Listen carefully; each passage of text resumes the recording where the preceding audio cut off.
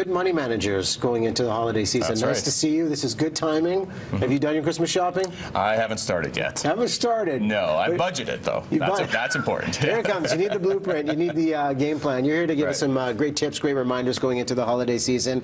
And I guess a good one. Let's start here about the amount that you borrow, because you don't want to get pinched too hard come January, February. Yeah, so if you haven't saved for Christmas, which as much as you should have, a lot of us haven't, you really need to try to mitigate the damage that you can do. If you're going to be paying your Christmas gifts off for 6 months after the fact, that's not a good decision. So what I would say is figure out what can you pay off before Valentine's Day. Don't carry it past February. So decide I can devote $200 in 2 months of the new year to pay off my Christmas gifts, and that's all I'm going to spend. You know, it's all about going into it with a plan. Do you encourage the idea of using the credit cards or just pulling out of a debit account with the gift fund so you know you're not spending over? If you've got the gift fund, definitely use it. You know, that 20% interest, it can very quickly snowball upon itself, and that's when I see a lot of my clients come in and they get the Christmas bills after Christmas and they're just depressed. It's going to take them 10 years to pay things off. Bills upon bills. And then it's getting creative with the gift ideas out there. My girl yesterday was showing me a great gift with the WWF, the charitable context of it. Why is the charitable gift such a win-win context? You know, I think these are excellent gifts, and UNICEF does them, World Vision does them, World Wildlife Fund, and what it is you give a gift and it's a donation to the charity. So I did this for my parents a couple of years ago, and we actually brought water to a village that never had water before, and I got to give them a little card with a picture of the water pump and all that. The big financial benefit is at tax time, the person who gives the gift actually gets a tax refund for that amount.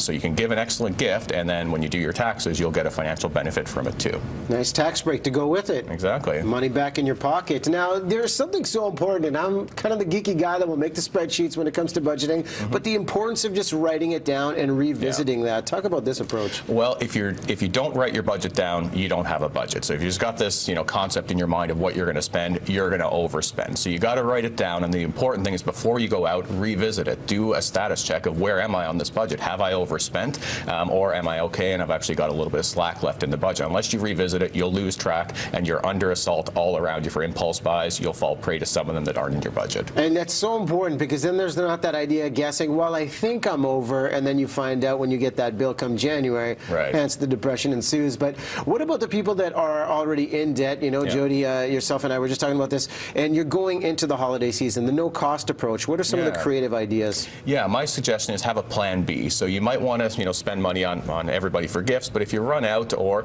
sometimes your plan B might even be your better choice. So one thing I did a couple of years ago is I sat down and I wrote letters to the very important people in my life, talked about, important memories, what I really liked about them, handwritten letters. Nobody writes letters anymore, and people told me that was by far the most meaningful gift they got that Christmas, and it cost me, virtually nothing other than the time. So I think people really do value time. They value heartfelt gestures. So you can do things for no cost, even if it's just go and cook dinner for somebody and spend some time with them. Words and experiences, great gift to go by. And there's an important aspect about the pricing that goes into, especially ordering online. It's not just the price you're paying. No, exactly. You got to think, am I going to get free shipping or not? If I'm ordering from the States, is there going to be customs, brokerage, foreign exchange? It can add, 25 to 35% to your total cost. So you really got to look at your all-in cost, figure it out with the budget, consider do you have a plan B, and pay it off by February. Great tips to consider. Blair, thanks for coming on and doing this. My pleasure. All right, got the blueprint ready, and then proceed with holiday shopping. Listen, going to take a break. Top news stories coming your way